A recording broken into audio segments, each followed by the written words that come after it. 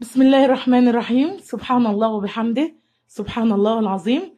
ازيكم يا حبايبي؟ عاملين ايه؟ يا رب تكونوا بخير وصحة يا رب. النهاردة ان شاء الله هنعمل مع بعض أكلة حلوة قوي على الفطار. بيض بالصلصة. ان شاء الله تجربوها هتعجبكم جدا. محتاجين طاسة ومحتاجين شوية زيت حوالي معلقتين، او لو عايزة تقللي عن كده قللي. الزيت بس يسخن عندنا شوية. وعندنا صلصة، عندنا حوالي معلقتين كبار من معجون الطماطم. لو مش بتحبي معجون الطماطم استعملي طماطم متسبكة، يعني عصير طماطم، وتسبكيها على النار في شوية زيت وتبقى كده جاهزة عندك، بس تتسبك كويس زي كده. هننزل على الزيت بمعجون الطماطم.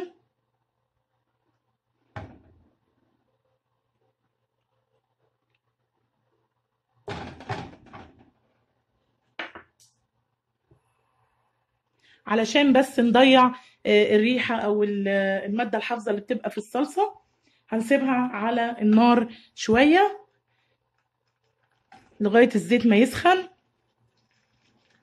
وبعدين نشوف هنعمل ازاي. بس مجرد ما ريحتها طلعت شوية بسيطة هننزل عليها بقى بكوباية مية، طبعا يكون بعيد عن النار علشان الزيت ما يعملش مشكلة. طبعا الزيت ما بيكونش سخن قوي علشان ما يطرطش معاكي ويعمل مشكلة. بتدوبي الصلصة في المية كده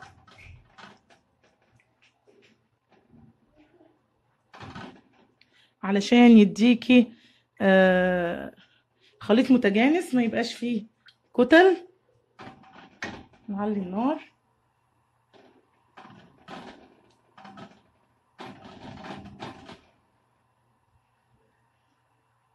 دلوقتي قبل ما تدخل على غليان كده هنضيف الملح بتاعنا.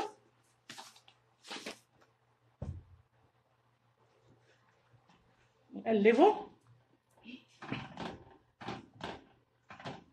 اللي حابب يضيف فلفل اسود ممكن يضيف، واللي مش حابب مفيش مشكلة.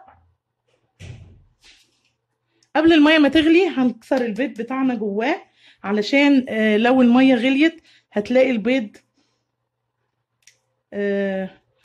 نزل وفرد كده، ما عملش شكل بيض العيون اللي احنا عايزينه. فاحنا مش عايزين المية بالصلصة بتاعتنا تغلي، عايزين تاخد شكل بيض العيون بالشكل ده.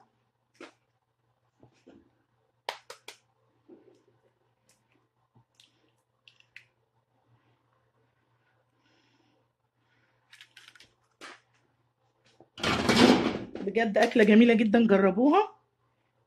أنا جوزي اللي معلمها لي، حماتي ربنا يديها الصحة، هي اللي كانت بتعملها.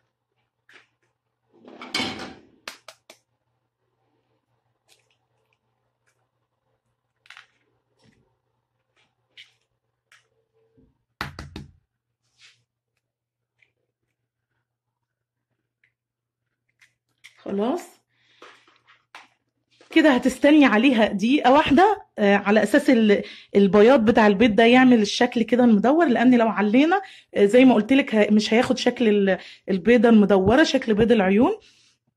هنستنى عليها دقيقة كده علشان تكون المادة البيضة اللي هي زي كده، ما تبقاش لسه سايلة، وبعدين نعلي عليها النار ونغطي لغاية ما تستوي، ونشوف إن شاء الله الشكل النهائي هيبقى عامل إزاي.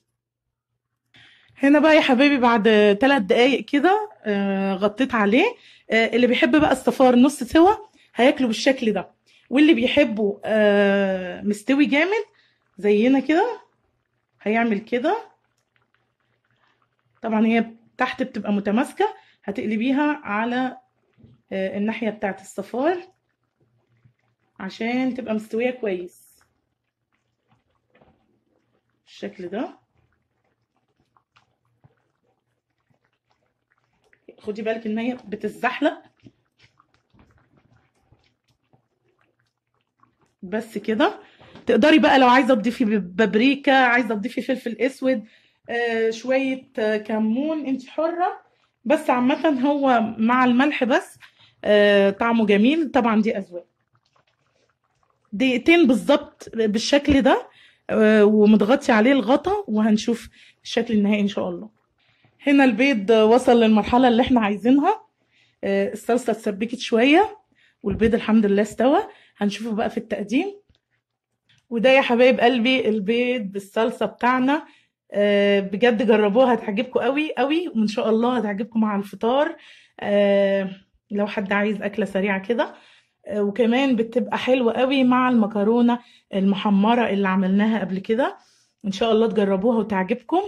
وصلوا على سيدنا محمد وعلى آل سيدنا محمد وعلى أصحاب سيدنا محمد. سلام.